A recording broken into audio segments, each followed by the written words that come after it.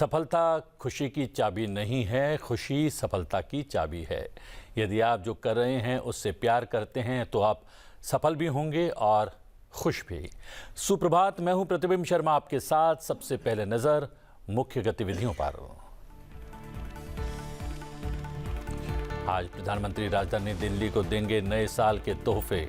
आर्थिक रूप से कमजोर वर्ग के लिए 1675 नवनिर्मित फ्लैटों का करेंगे उद्घाटन। नारोजी नगर में विश्व व्यापार केंद्र और सरोजनी नगर में GPRA टाइप 2 क्वार्टर्स का करेंगे उद्घाटन। नजफगढ़ के रोशनपुरा में वीर सावरकर कॉलेज की रखेंगे आधारशिला। उपराष्ट्रपति दिल्ली स्थित जवाहरलाल नेहरू विश्वविद्यालय में 27वें अंतर्राष्ट्रीय वेदांत सम्मेलन का करेंगे उद्घाटन। अपने आवास पर एकीकृत टेलीमेडिसिन सेवाओं के साथ 2 अत्याधुनिक मोबाइल क्लिनिकों को भी दिखाएंगे हरी झंडी। लोकसभा अध्यक्ष ओम बिरला आज राजस्थान के कोटा में सुपोषित मां अभियान के तीसरे चरण की करेंगे शुरुआत। देश में बढ़ी रोजगार दर। सालाना 6% की दर से बढ़ रहा है रोजगार। पिछले 10 सालों में 36% बढ़कर 2023-24 में 64.33 करोड़ रहा रोजगार। नरेंद्र मोदी सरकार के तहत 2014 से 24 के बीच 17.19 करोड़ नौकरियां जोड़ी गई। केंद्रीय श्रम मंत्री डॉक्टर मनसुख मांडविया ने साझा किए रोजगार के आंकड़े।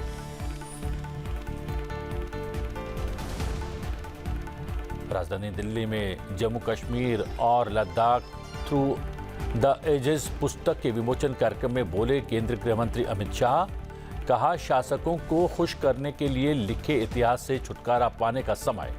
भारत को समझना है तो इस देश को जोड़ने वाले तथ्यों से समझना होगा। मनु भाकर और डी गुकेश समेत 4 खिलाड़ियों को मिलेगा मेजर ध्यानचंद खेल रत्न पुरस्कार। 17 पैरा एथलीट सहित 32 खिलाड़ियों को दिए जाएंगे अर्जुन पुरस्कार। खेल मंत्रालय ने किया ऐलान, 17 जनवरी को राष्ट्रपति करेंगे सम्मानित। नववर्ष के अवसर पर प्रधानमंत्री नरेंद्र मोदी दिल्ली की झुग्गियों में रहने वाले लोगों को एक बड़ी सौगात देने जा रहे हैं।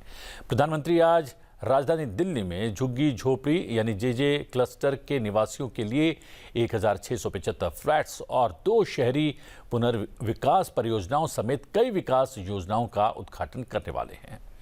प्रधानमंत्री आज दोपहर करीब 12:10 पर दिल्ली के अशोक विहार में स्वाभिमान अपार्टमेंट में झुग्गी झोपड़ी पुनर्वास परियोजना के तहत झुग्गी झोपड़ी में रहने वालों के लिए नवनिर्मित फ्लैट्स का दौरा करेंगे और पात्र लाभार्थियों को चाबियां भी सौंपेंगे।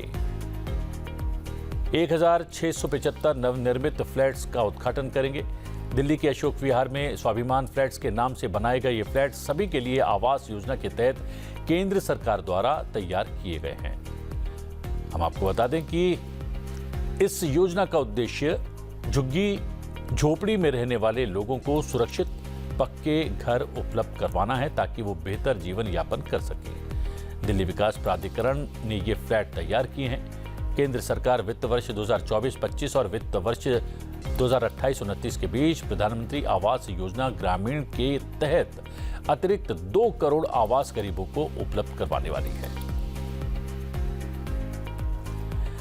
इसके बाद प्रधानमंत्री 2 शहरी पुनर्विकास परियोजनाओं नारोजी नगर में विश्व व्यापार केंद्र और सरोजनी नगर में जनरल पूल आवास टाइप 2 क्वार्टर का भी उद्घाटन करेंगे। नारोजी नगर में वर्ल्ड ट्रेड सेंटर ने 600 से ज्यादा जीर्ण शीर्ण क्वार्टर्स को अत्याधुनिक वाणिज्यिक टावर्स में बदलकर इस क्षेत्र का कायाकल्प कर दिया है तथा इससे उन्नत सुविधाओं के साथ साथ लगभग 34 लाख वर्ग फीट प्रीमियम वाणिज्यिक स्थल उपलब्ध करवाया गया है। हम बता दें कि सरोजनी नगर में GPR टाइप 2 क्वार्टर्स में 28 टावर शामिल हैं, जिनमें 2500 से अधिक आवासीय इकाइयां हैं। इनमें आधुनिक सुविधाओं और स्थल का कुशल उपयोग किया गया है। प्रधानमंत्री दिल्ली विश्वविद्यालय में 600 करोड़ रुपए से अधिक की लागत वाली 3 नई परियोजनाओं की भी आधारशिला रखेंगे। इनमें पूर्वी दिल्ली के सूरजमल विहार के पूर्वी परिसर में एक एकेडमिक ब्लॉक, द्वारका के पश्चिम परिसर में एक एकेडमिक ब्लॉक और नजफगढ़ के रोशनपुरा में वीर सावरकर कॉलेज का भवन भी शामिल है। इस कॉलेज में शिक्षा के लिए अत्याधुनिक सुविधाएं दी जाएंगी।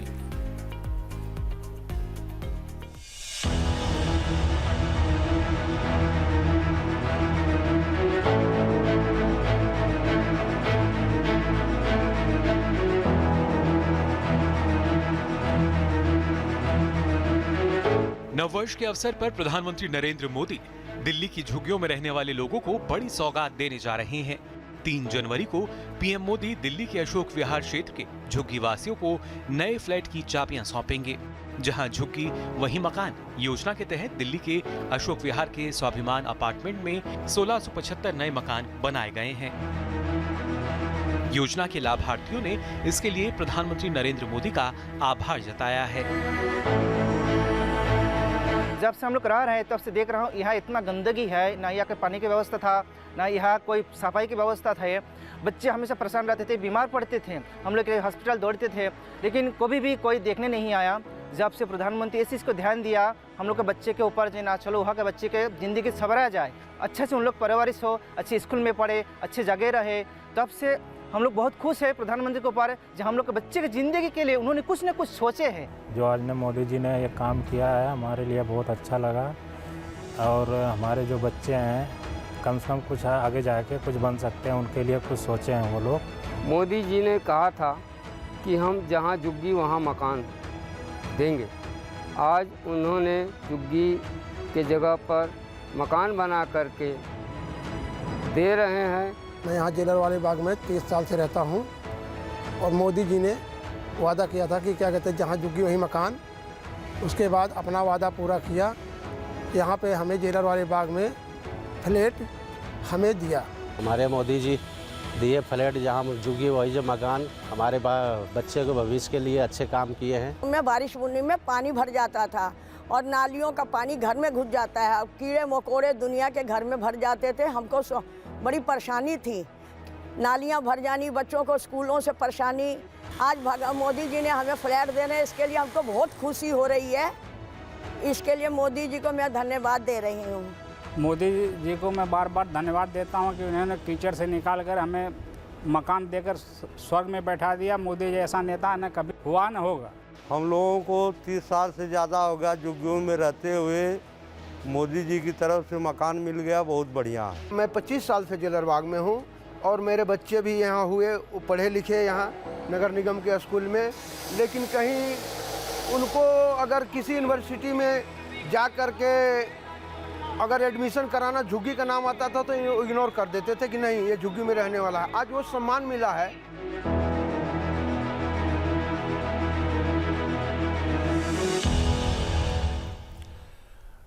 प्रधानमंत्री नरेंद्र मोदी ने अमेरिका के न्यू ऑरलियंस में हुए आतंकवादी हमले को कायरतापूर्ण कृत्य बताते हुए इसकी कड़ी निंदा की है।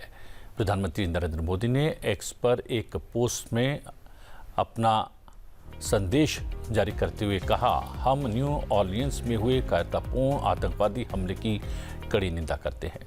हमारी संवेदनाएं पीड़ितों और उनके परिजनों के साथ हैं। ईश्वर उन्हें इस त्रासदी से उबरने की शक्ति प्रदान करे।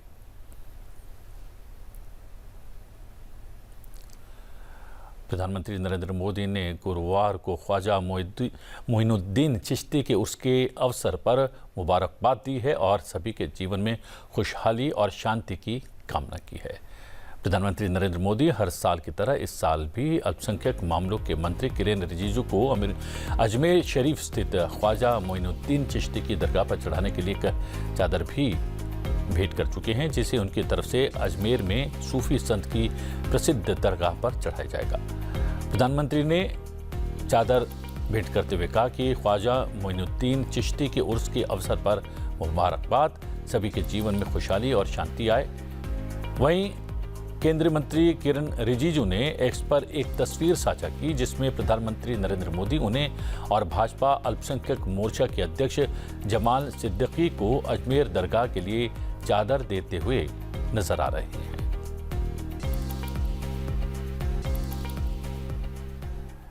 कश्मीर को भारत और उसकी आत्मा का अभिन्न अंग बताते हुए केंद्रीय गृह मंत्री अमित शाह ने गुरुवार को कहा कि पीएम मोदी के नेतृत्व वाली सरकार ने न केवल कश्मीर घाटी से आतंकवाद के पारिस्थितिकी तंत्र को खत्म किया है बल्कि जो खोया है उसे वापस पाने के लिए भी प्रयास किए जा रहे हैं। गृह मंत्री अमित शाह ने नई दिल्ली में एक पुस्तक Jammu Kashmir and Ladakh through the ages का लोकार्पण करते हुए कहा कि जम्मू कश्मीर से अगस्त 2019 में अनुच्छेद 370 हटने के बाद आतंकी गतिविधियों में उल्लेखनीय कमी देखी गई है। उन्होंने बताया कि इसके बाद से आतंकी गतिविधियों में 70% तक की कमी आई है। उन्होंने ये भी कहा कि अनुच्छेद 370 और 35A ने कश्मीर का शेष देश से एकीकरण रोक रखा था। अनुच्छेद 370 हटने के बाद से पूरे देश के साथ कश्मीर में भी विकास आरंभ हो गया है। आज इस पुस्तक से ये बात सिद्ध हो गई है कि भारत के कोने कोने में जो संस्कृति, भाषा, हमारी लिपियां, आध्यात्म के विचार, तीर्थ स्थलों की कला, व्यापार और वाणिज्य बिखरा पड़ा है, वो कम से कम 10,000 साल से कश्मीर में उपस्थित था और वहीं से देश के बहुत सारे हिस्से में आया। जब ये बात सिद्ध होती है तो अपने आप कश्मीर का भारत के साथ जुड़ाव का प्रश्न ही बेमानी हो जाता है। लगभग 8,000 साल के पुराने ग्रंथों में से तंवर साहब ने ढूंढ कर कश्मीर का जिक्र निकालकर यहां प्रस्तापित किया है। और जब एक ग्रंथ कश्मीर और झेलम की बात करते हैं तब कोई नहीं कह सकता कि कश्मीर किसका है। कश्मीर भारत का अविभाज्य अंग पहले भी था, आज भी है और हमेशा के लिए रहने वाला है। इसको कोई कानून की धाराओं से अलग नहीं कर सकता और अलग करने का प्रयास किया भी था। अंततोगत्वा समय ने वो धारा को ही हटा दिया और सारी बाधाओं को दूर कर दिया। गृहमंत्री अमित शाह ने इतिहासकारों से भारत के हजारों वर्ष के इतिहास को तथ्यों के साथ लिखने और गर्व के साथ विश्व के सामने पेश करने को कहा। उन्होंने कहा कि कश्मीर भारत की आत्मा का अभिन्न अंग रहा है, आज भी है और भविष्य में भी रहेगा और हम जल्द ही कश्मीर को अपना सांस्कृतिक गौरव वापस पाते हुए देख पाएंगे। मित्रों, इतिहास बहुत व्यापक भी होता है और बहुत कटु भी होता है। कई सारे ऐतिहासिक संदर्भ ग्रंथों का भी और ऐतिहासिक पुस्तकों का भी मैंने बहुत बारीकी से अध्ययन किया है, मगर मुझे लगता है कि एक कालखंड आया 150 साल का, जिनके इतिहास का मतलब था दिल्ली दरीबे से बिल्ली मारन तक और लुटियन से दिल्ली के जिमखाना तक, यही इतिहास सिमट कर रह गया था। इतिहास यहां बैठकर नहीं लिखा जाता, लोगों के बीच में जाकर इसको समझना पड़ता है, उनकी बोलियों को, इनकी भाषाओं को, इनकी संस्कृति को, इनकी जीवन पद्धति को, जीवन में किस सिद्धांत के प्रति विश्वास है, इसको समझना पड़ता है। तब ऐतिहासिक सत्य समुद्र मंथन की तरह बाहर आता है। शासकों को खुश करने के लिए लिखे गए इतिहास से निजात पाने का समय अब आ गया है और भारत के इतिहासकारों को मैं इस कार्यक्रम के माध्यम से अपील करना चाहता हूं, आत्मविश्वास के साथ, तथ्यों के साथ, प्रमाणों के साथ हजारों साल पुरानी अपनी संस्कृति के इतिहास को हम हमारे दृष्टिकोण से लिखें और दुनिया के सामने गौरव के साथ प्रस्तापित करें। हम हर इस प्रकार के कार्यक्रम में, हर चर्चाओं में, हर विद्वानों की मंडली में बैठकर चर्चा होती है, उसमें इतिहासकारों को कोसने का काम न करें, उनको जो करना था वो कर दिया। हमें अब कौन रोक सकता है? देश स्वतंत्र भी हुआ है और देश में ऐसा शासन है जो देश के विचारों से चल रहा है। अब हमारा काम है, हमारे दृष्टिकोण से हम इतिहास को प्रमाणों के साथ, हमारे दृष्टिकोण के इतिहास को तथ्यों के साथ संकलित करें और रखें। अपने आप जो झूठी बात है और सच्ची बात है उसको देश की जनता और दुनिया के इतिहासकार सिर नीर कर देंगे, वो बदल जाएगा। वो बदलने का पुरुषार्थ हमें करना पड़ेगा।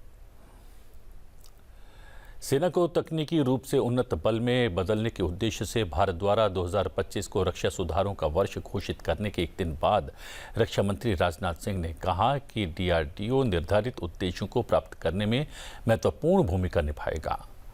रक्षा मंत्री राजनाथ सिंह ने डीआरडीओ मुख्यालय का दौरा किया। इसके 67वें स्थापना दिवस के अवसर पर वरिष्ठ विज्ञानियों और विभिन्न अधिकारियों के साथ उन्होंने बातचीत की। रक्षा मंत्री राजनाथ सिंह ने डीआरडीओ से तेजी से विकसित हो रहे तकनीकी इकोसिस्टम के साथ तालमेल बिठाते हुए आगे बढ़ने और बदलते समय की आवश्यकताओं के अनुरूप रक्षा उपकरण तैयार करने का आह्वान किया। उन्होंने रक्षा विज्ञानियों से आग्रह किया कि वो तकनीकी रूप से उन्नत देशों द्वारा अपनाए जा रहे उत्पादों और प्रक्रियाओं पर नजर रखें तथा विशिष्ट प्रौद्योगिकियों का विकास करें। रक्षा मंत्री ने 2025 को सुधारों का वर्ष घोषित किए जाने पर कहा कि डीआरडीओ निर्धारित लक्ष्यों को प्राप्त करने में महत्वपूर्ण भूमिका निभाएगा।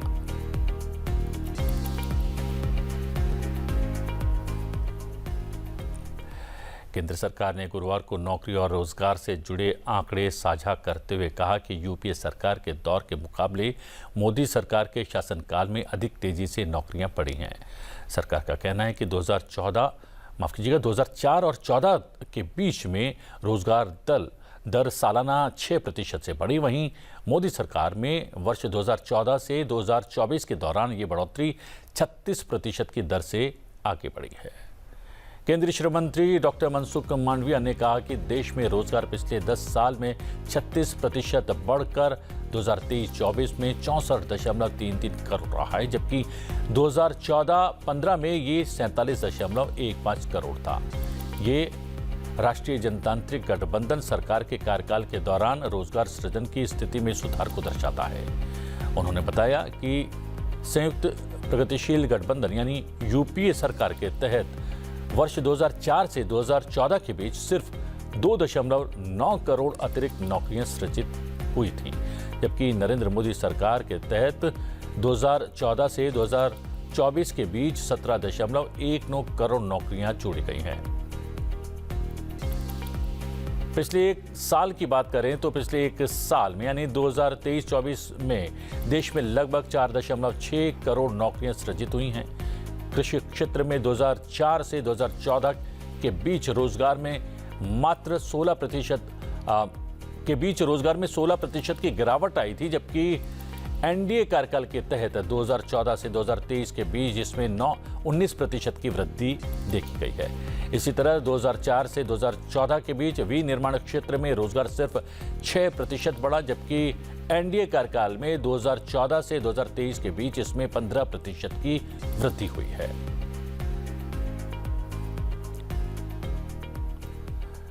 उपराष्ट्रपति जगदीप धनखड़ आज अपने आवास पर आयोजित एक कार्यक्रम में श्रीनगर यानी जम्मू कश्मीर और कलबुर्गी कर्नाटक में तैनाती के लिए एकीकृत टेलीमेडिसिन सेवाओं के साथ 2 अत्याधुनिक मोबाइल क्लिनिकों को हरी झंडी दिखाने वाले हैं।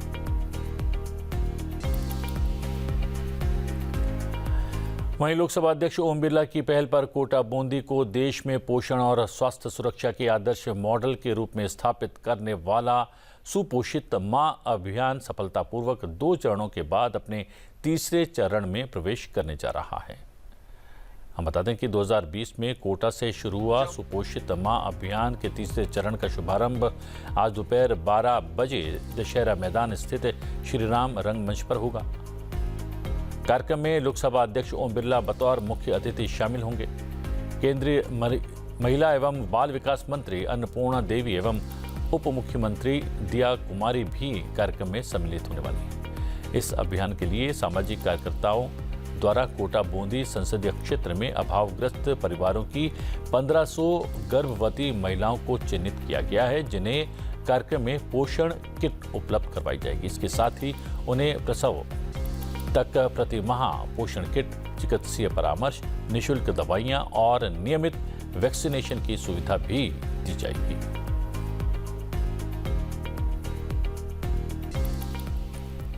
मालदीव के विदेश मंत्री अब्दुल्ला खलील समुद्री सुरक्षा, व्यापार और निवेश सहित कई प्रमुख क्षेत्रों में द्विपक्षीय संबंधों को मजबूत करने के तरीके तलाशने के लिए गुरुवार को 3 दिवसीय यात्रा पर भारत पहुंचे। खलील की भारत यात्रा मालदीव के राष्ट्रपति मोहम्मद मुइज़्ज़ू के भारत दौरे के लगभग 3 महीने बाद हो रही है। अपनी इस यात्रा के दौरान आज मालदीव के विदेश मंत्री अपने भारतीय समकक्ष एस जयशंकर के साथ भारत मालदीव संबंध के लगभग सभी पहलुओं पर व्यापक बातचीत करेंगे। मालदीव हिंद महासागर क्षेत्र में भारत के प्रमुख समुद्री पड़ोसियों में से एक है और माले में पिछली सरकार के तहत रक्षा और सुरक्षा के क्षेत्रों सहित समग्र द्विपक्षीय संबंधों में वृद्धि देखी गई है। युवा मामले एवं खेल मंत्रालय ने 2 जनवरी 2025 को नेशनल स्पोर्ट्स अवार्ड 2024 का ऐलान कर दिया है।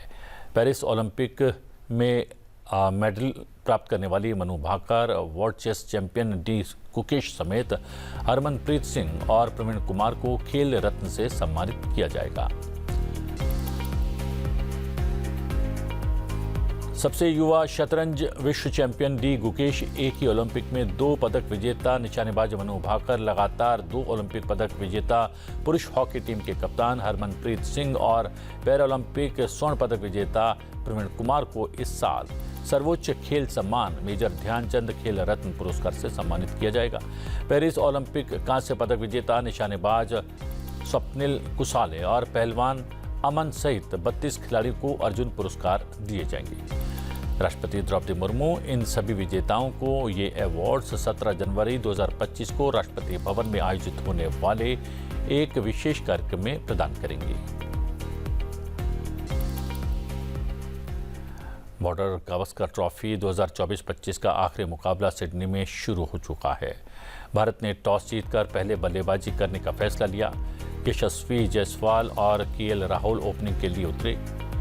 मिचेल स्टार्क ने केएल राहुल को आउट करके भारत को पहला झटका दिया। राहुल ने 14 गेंद खेलकर मात्र 4 रन बनाए। भारतीय टीम को पहले सेशन की आखिरी गेंद पर एक और बड़ा झटका लगा। मैच में हम बता दें कि रोहित शर्मा नहीं खेल रहे हैं और उनकी जगह बुमराह कप्तानी कर रहे हैं। अगर हम आपको बता दें कि शुभमन गिल भी आउट हो चुके हैं और उनका विकेट नाथन लायन को मिला। स्लिप में स्टीव स्मिथ ने उनका कैच पकड़ा। 64 गेंदों पर गिल के बल्ले से मात्र 20 रन निकले और विराट कोहली भी लंच के बाद आउट हो चुके हैं। 17 रन पर विराट कोहली आउट हुए। 34 ओवर के बाद भारत का स्कोर 76 रन पर 4 विकेट है। सीरीज में अब तक 4 मैच खेले जा चुके हैं, जिसमें से ऑस्ट्रेलिया ने 2 में जीत हासिल की है। भारत ने पर्थ में पहला मैच जीता था, जबकि ब्रिस्बेन में मैच ड्रॉ हुआ था। ऐसे में दोनों टीमों के लिए ये मुकाबला करो या मरो का हो चुका है। हम आपको बता दें कि भारतीय टीम सिडनी टेस्ट से पहले क्रिबिल्ली ऑफिस पहुंची। वहां मौजूद ऑस्ट्रेलियाई प्रधानमंत्री एंथोनी एल्बनीज ने उनका शानदार अंदाज में स्वागत किया। ऑस्ट्रेलियाई प्रधानमंत्री एल्बनीज ने रोहित शर्मा के साथ तस्वीर खिंचवाते हुए वो सामने नजर आए। वहीं विराट के साथ ठाके लगाते हुए नजर आए। चलते चलते आपको छोड़े जाते हैं इस मुलाकात से जुड़े इस विशेष वीडियो के साथ। आप देखिए विशेष वीडियो। मुझे दीजिए इजाज़त। बने रहिए संसद टीवी के साथ। नमस्कार।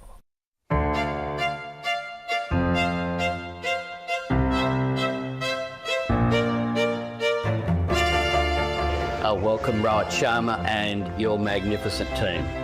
You have lifted up our whole country through your presence here, and you are very welcome guests.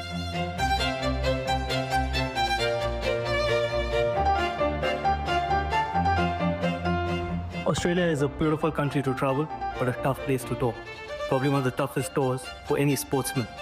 Crowds have been absolutely amazing. We've got another test match to go. Hopefully we can entertain the crowd the way we've entertained over the course of last 4 test matches. Finally, thank you very much for hosting us again. Happy New Year.